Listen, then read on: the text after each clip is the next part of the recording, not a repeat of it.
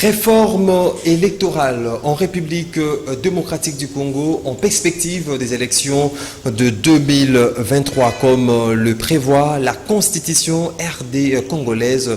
Qu'est-ce qui est à l'origine du blocage? Et puis, ça continue à faire débat dans la classe sociopolitique congolaise. Cette déclaration de Paul Kagame, président du Rwanda et ancien président de l'Union africaine, sur la situation sécuritaire en République démocratique du Congo, passant par les rapports mapping. On en parle, mesdames et messieurs fidèles téléspectateurs des Canal Congo Télévision. Bienvenue à votre mission Zoom qui reçoit pour vous ces jours Monsieur Junior Koulou. Junior Koulou est cadre au sein du parti politique En Vol, cher à l'honorable Délice Sanga. Monsieur Junior Koulou, bonsoir. Bonsoir, Monsieur Maxime Makabou. Après 5 ans, 4 ans d'absence, hein, enfin vous êtes... vous avez accepté de répondre présent à cette émission Rendez-vous à Grand Zoom. Ok, merci. On ne parle que lorsqu'on a le mot pour s'exprimer. Donc, il y a un temps pour tout, il y a un temps pour le silence. Nous avons, depuis 2016-2017, combattu pour qu'il y ait alternance dans notre pays. Et je trouvais qu'il a fallu un moment de silence pour observer. Donc, vous étiez au maquis pour observer?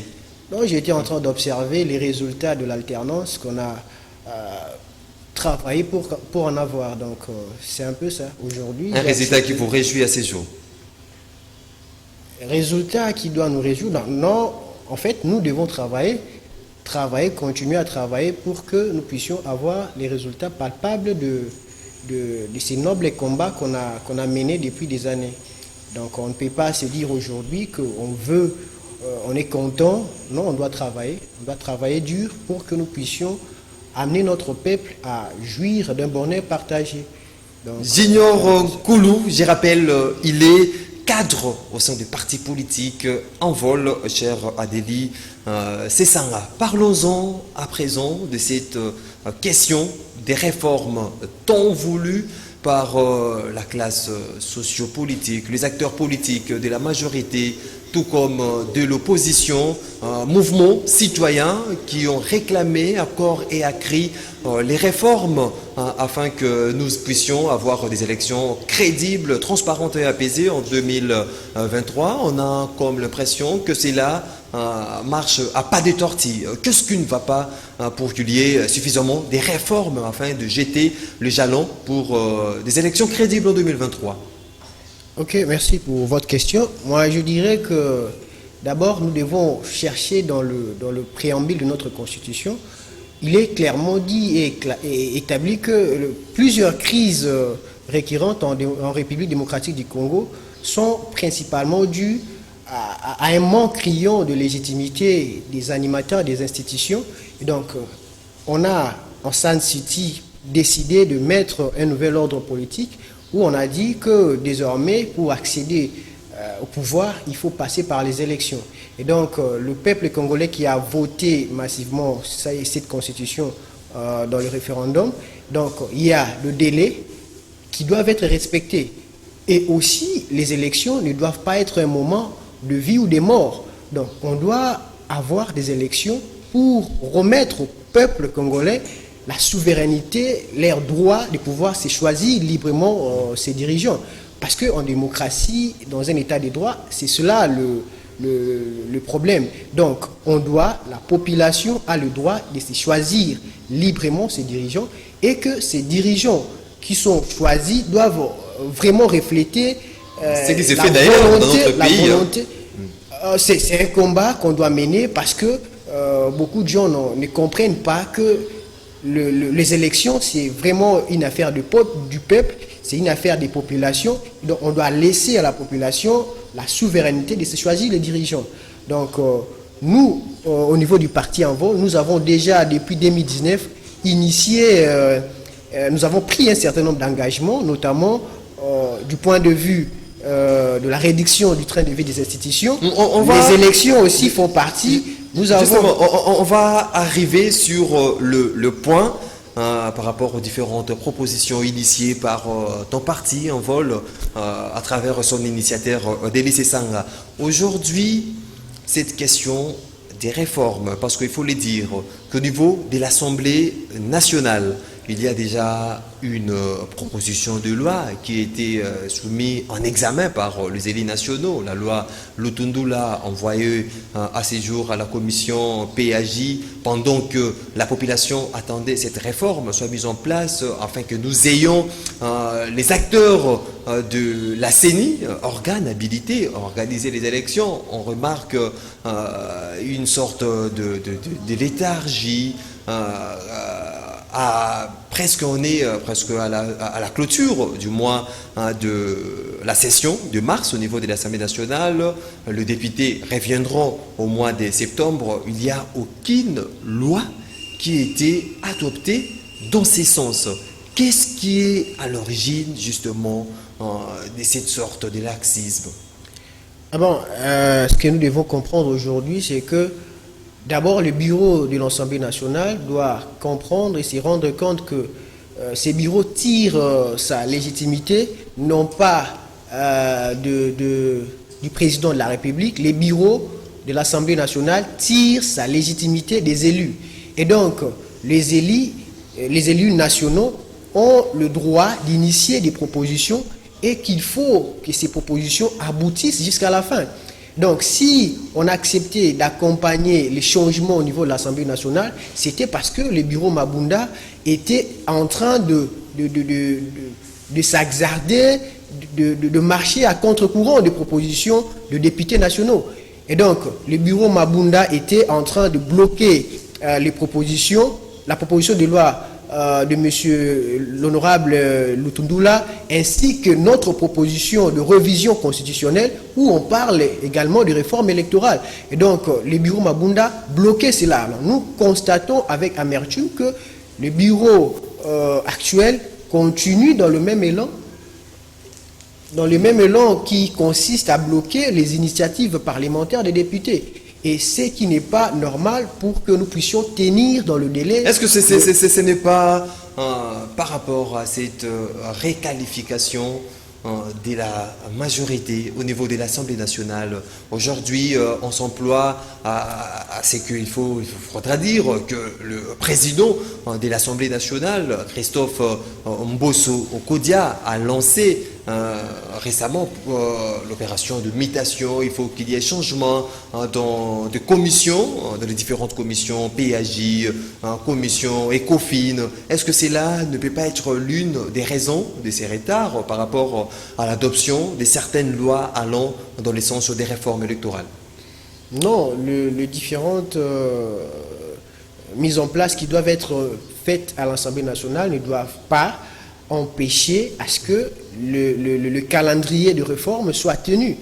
Parce que la question des élections est réglée dans la Constitution. Il y a un problème de délai à respecter. Et donc, si nous devons engager des réformes aujourd'hui, c'est pour que nous puissions donner à la CENI des instruments pour permettre à ce qu'il y ait élection également en 2023. Donc, si aujourd'hui on bloque les propositions pour réformer la CENI, pour initier changer la loi électorale, donc ça aura un impact sur le délai à respecter. Donc, si nous voulons tenir les élections en 2023, nous devons commencer les réformes aujourd'hui.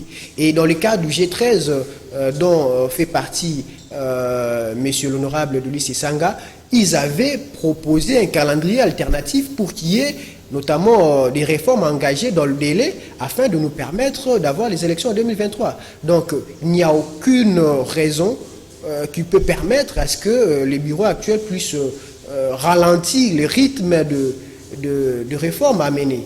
Donc, on ne voit aucune raison pour que le bureau de M.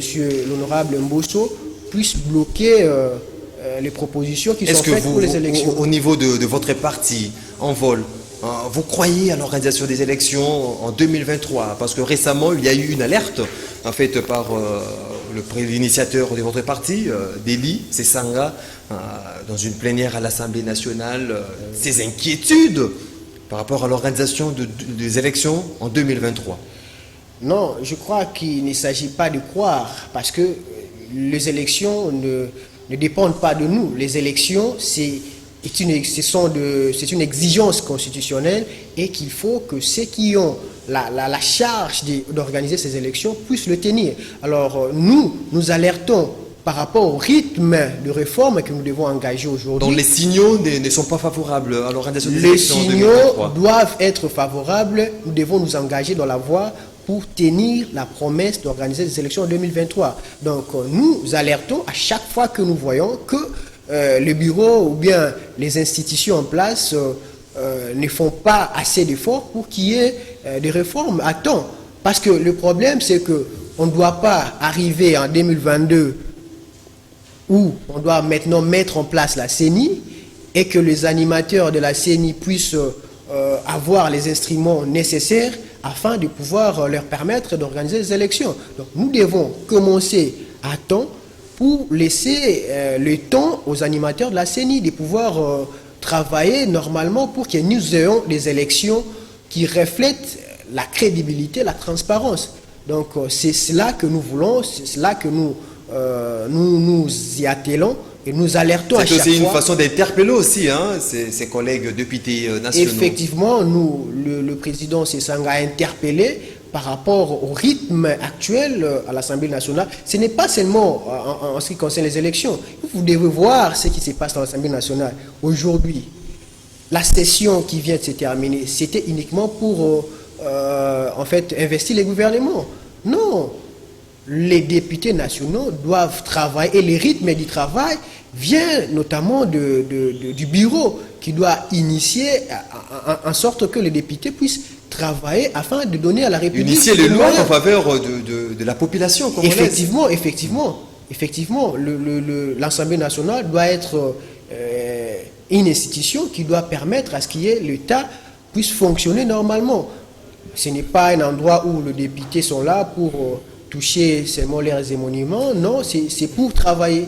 Votre président du parti politique, Deli Sesanga, était au front lors du débat sur la loi Lutundula. Mais où en sommes-nous à ces jours avec sa propre proposition? Parce qu'il y a eu une proposition déposée au niveau de l'Assemblée nationale par Deli Sesanga, proposition sur la révision constitutionnelle, revenir que les élections doivent revenir, surtout l'élection présidentielle, revenir à deux tours, notamment la question de nationalité, de forme électorale. Où en sommes-nous avec cette proposition de loi initiée par l'initiateur de votre parti, Deli Sesanga?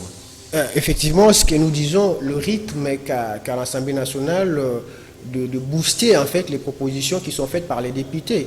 Donc nous, depuis 2019, on a déposé une proposition de révision constitutionnelle qui aborde notamment la question de détour de l'élection présidentielle, parce que nous avons estimé et nous estimons jusqu'aujourd'hui que le président de la République qui doit être élu doit vraiment représenter une large majorité. Donc on ne peut pas avoir un président qui est élu par 20%. Quelle a été votre motivation ou la motivation de Deli Sesanga? Parce qu'il y a eu les élections à deux tours. À un moment donné, il y a eu la révision constitutionnelle pour qu'il y ait élection à un seul tour au niveau de la présidentielle.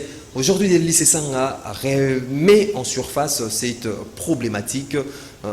Quelle a été sa motivation? C'est tout simplement pour revenir à l'état initial. Parce que quand Hassan Siti, les leaders politiques et de la société civile et forces vives se sont réunis, c'était pour notamment mettre en place un nouvel ordre politique. Donc, si le régime Kabila a changé cela a participé à la fragilisation de la légitimité des institutions. Donc, nous avons observé et nous nous sommes dit qu'il est temps pour pouvoir engager, amorcer ces réformes-là, afin que nous puissions avoir des institutions valablement légitimes. Donc, c'est au sortir de notre bureau politique en juin 2019 que nous avons initié nous avons pris un certain nombre d'engagements, notamment sur le plan de réforme électorale. Nous parlons de la révision de ces articles pour remettre à surface le deux tours de l'élection présidentielle, mais également nous parlons en termes d'élection au niveau de gouverneurs de province, parce qu'on a vécu ici une scène de corruption généralisée, pour que nous puissions soit avoir des gouverneurs qui sont élus directement par la population, ou soit avoir des gouverneurs qui sont élus dans les assemblées provinciaux où ils ont des députés. Et aussi l'élection des sénateurs, nous voulons que les sénateurs soient élus directement par la population. Aussi, dans le cadre de nos réformes électorales, nous refusons cette forme de suppléance parentale où quelqu'un est candidat à la députation nationale. C'est devenu des coutumes en République démocratique du Congo. Derrière lui, sa femme, son enfant, son arrière-enfant. Non, il ne s'agit pas de lui parce que lui... Non, justement, parce que ce sont des noms aussi qui sont connus dans notre pays, qui aujourd'hui on voit ses enfants, ses fils, ses arrière-fils, tout consort. Être suppléant. Ce n'est pas le cas chez nous, parce que nous avons proposé à ce qu'on puisse, soit si quelqu'un... Donc, Denis Sanga, son suppléant n'est pas un membre de sa famille. Pas du tout. Soyez-en rassurés que ce n'est pas Il faut qu'on mène des investigations là-dessus. Vous pouvez mener, vous êtes journaliste, parce que lui, c'est un homme d'État. Ce n'est pas... Lui, il sacrifie sa vie pour que ses condisciples puissent avoir le bonheur. Donc, ce n'est pas un politique qui vient chercher des moyens. Donc, nous disons qu'il faut arrêter cette forme de suppléance parentale où quelqu'un met sa femme, ses enfants, dès qu'il va maintenant mettre des surenchères pour entrer au gouvernement afin de laisser à sa femme ou à son fils ou sa fille son poste à l'Assemblée nationale, à l'Assemblée provinciale. C'est là, nous refusons cela. Votre proposition parle aussi sur la question de double nationalité.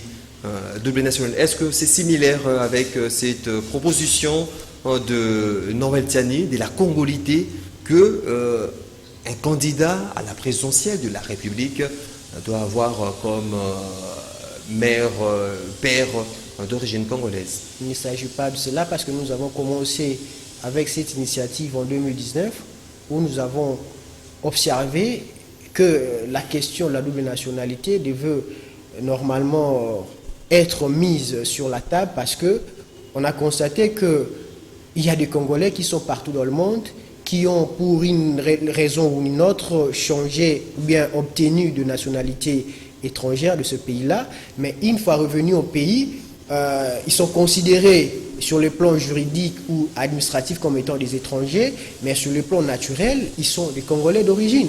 Donc, nous devons accepter le principe de la double nationalité, le principe de l'irrévocabilité de la nationalité congolaise d'origine. Donc, et Congolais, donc, il faut mettre de côté cette question de l'inclusivité de la nationalité congolaise. Oui, donc il faut accepter la double nationalité. On doit accepter que les Congolais puissent avoir le droit d'avoir une autre nationalité. Parce qu'il y a une forme d'hypocrisie dans cette question-là. Parce que la plupart... Donc vous balayez des revers de la main cette proposition de la congolité de Noël Tiani. Non, nous ne parlons pas de ça. Nous ne parlons pas de ça parce que là, il y a... Vous ne parlez pas du même langage par rapport à votre proposition. Nous avons initié notre proposition depuis 2019 et ça évoque la question de la double nationalité. Donc, s'il y a quelqu'un aujourd'hui qui se réveille et qui dit que pour accéder à la magistrature suprême, il faut avoir la nationalité congolaise, naître né de père et de mère congolais, donc on ne sait pas de quoi il parle en fait. Parce que la question de la nationalité congolaise d'origine, la loi dit expressément que est congolais d'origine, c'est lui qui est né soit d'un père ou d'une mère congolaise. Donc, c'est tout simplement, la loi se limite dans ça. Et en évoquant la question de l'accès à la présidence de la République, la Constitution dit que celui qui doit être candidat à la présidence de la République doit avoir la nationalité congolaise d'origine. Point. Alors, s'il y a quelqu'un qui se réveille pour dire qu'il faut être congolais de père et de mère, on lui posera la question de savoir pourquoi. Parce que, qu'est-ce qu'il veut remettre en cause? C'est la question de la nationalité congolaise d'origine, ou bien qu'est-ce qu'il veut remettre en cause? Et quelles sont les motivations derrière moi je dirais même cette pétition en fait, parce que j'attends dire dans les réseaux sociaux lui-même qui s'est dit, ma proposition de loi, je ne sais pas, parce qu'il n'a pas qualité d'initier une proposition de loi, parce qu'il n'est pas parlementaire. C'est juste une proposition qu'un député pourra utiliser pour proposer maintenant une loi du côté de l'Assemblée nationale. S'il est congolais, il a le droit notamment d'initier une pétition qui peut adresser à l'Assemblée nationale ou au Sénat pour notamment répondre cela dans les 3 mois, mais ça n'a pas de sens aujourd'hui de créer des conditions de frustration, des conditions qui vont justement euthanasier la cohésion nationale, parce que je crois que le président de la République n'a pas besoin de ça. Il n'a pas besoin de ça parce que le président est pour la double nationalité d'abord, hein. Alors je ne vois pas pourquoi on doit aujourd'hui se dire Congolais de père, de mère. Est-ce qu'on sait combien de Congolais sont nés de père congolais et d'une mère étrangère? Combien de Congolais sont nés de mère étrangère, de mère congolaise et de père étranger? Non, on ne sait pas le nombre. Pourquoi créer des conditions qui favorisent... Donc il faudra accepter cette double nationalité.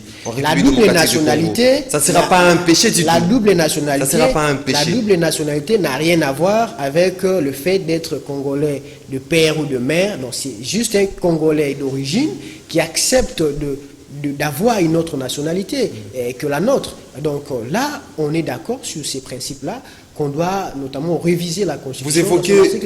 Vous évoquez également dans cette proposition de Sesanga l'entrée en fonction, réduction de train de vie des institutions du pays. Comment parvenir? Parce qu'aujourd'hui, s'il faudra le dire, aujourd'hui, le budget de notre pays et beaucoup des institutions, on prend presque 90% de notre budget. On parle des institutions budgétivores. Effectivement, nous avons pris un certain nombre d'engagements dans notre parti, notamment sur le plan de réforme électorale. On a dit, nous disons, la réduction drastique du train de vie des institutions, la consolidation de la démocratie et le renforcement de l'état des droits. Donc, en ce qui concerne la réduction du train de vie des institutions, nous disons qu'il n'est pas normal aujourd'hui que les institutions de la République puissent consommer plus de 70% du budget national. Quelle est la part réservée aux investissements dans nos provinces? Il y a des provinces qui manquent même des bâtiments administratifs. Ce n'est pas normal qu'aujourd'hui nous puissions avoir les institutions qui mènent un train de vie ostentatoire. Ce n'est pas normal parce que, le pays a de nombreux défis à relever. Les défis sécuritaires, les défis sur le plan alimentaire, l'autosuffisance alimentaire. Parce que dans les provinces ici, il y a des enfants qui meurent de la malnutrition. Nous avons des problèmes de défis sur le plan des infrastructures, les infrastructures routières. Le pays est totalement enclavé et on n'a pas le moyen aujourd'hui d'avoir des institutions luxueuses. Nous voulons que nous puissions avoir un État, comme nous disons, un État modeste mais efficace qui est capable de répondre valablement à ses obligations. Il n'est pas normal aujourd'hui que nous puissions avoir des institutions budgétivores, des institutions qui ne servent à rien. D'ailleurs, dans ces cas-là, le président Sesanga a initié aussi une proposition de loi organique pour supprimer le CNSA qui n'a pas sa raison d'être aujourd'hui. Le CNSA de Joseph Olenga Nkoy. Les CNSA, ce n'est pas des Joseph Olenga Nkoy. C'est lui qui est le président. Les CNSA a été institué par le parti prenant à l'accord la Saint-Sylvestre. Ce n'est pas une institution réservée à une personne. C'est une institution qui était mise en place pour le besoin de la cause. Aujourd'hui, on ne voit pas pourquoi cette institution doit demeurer pour continuer à dilapider les ressources publiques. Vous savez, nous disons que nous devons aujourd'hui reconstruire le territoire pour pouvoir construire l'État. Parce que pour nous, on a proposé aussi que, au niveau de nos territoires, si on était en mesure aujourd'hui de donner même 2 millions de dollars comme budget d'investissement qu'on donne au territoire, dans 5 ans, chaque territoire aura 1 milliard. Et avec 2 millions de dollars chaque année, qu'on donne nous avons 145 territoires, c'est au moins dans le 390 millions comme ça avec le ville, pour pouvoir avoir des investissements dans nos territoires afin de construire l'État. Donc nous avons d'énormes défis à relever aujourd'hui et nous devons utiliser le maigre moyen que nous avons à de fins utiles.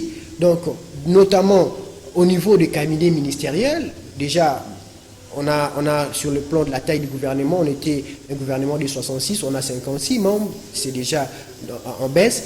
Nous disons aussi dans les cabinets ministériels, ce n'est pas normal que nous puissions avoir un personnel pléthorique, ce n'est pas normal. S'il faudra situer les partis politiques en vol dans les contextes politiques ces jours dans notre pays, vous êtes à la majorité, vous êtes dans l'opposition, on n'arrive pas surtout vraiment à vous situer. Parce que vous n'arrivez pas à nous situer, tout simplement parce qu'il y a une rhétorique ici dans ce pays où lorsqu'on est de la majorité, vous devez vous taire, vous ne devez rien dire, vous devez perdre votre lucidité. Et c'est là que ça pose problème, parce qu'à chaque fois que nous prenons notre position dans le cadre du bonheur partagé, il y a des gens qui estiment que nous jouons le jeu de l'opposition. Parce que vous avez battu votre campagne en faveur du président de la République, aujourd'hui élu. Donc vous êtes derrière le chef de l'État, Félix Tshisekedi. Vous êtes au pouvoir. Le président Sesanga a bâti campagne pour le président de la République, son Excellence Félix Tshisekedi.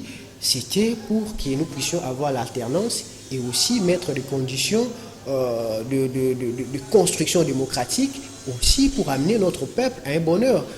Aujourd'hui, nous disons que le peuple congolais n'a plus de dette des individus. Aujourd'hui, ce que nous voulons, c'est que le pouvoir public soit en mesure de répondre de façon efficace aux préoccupations majeures du peuple.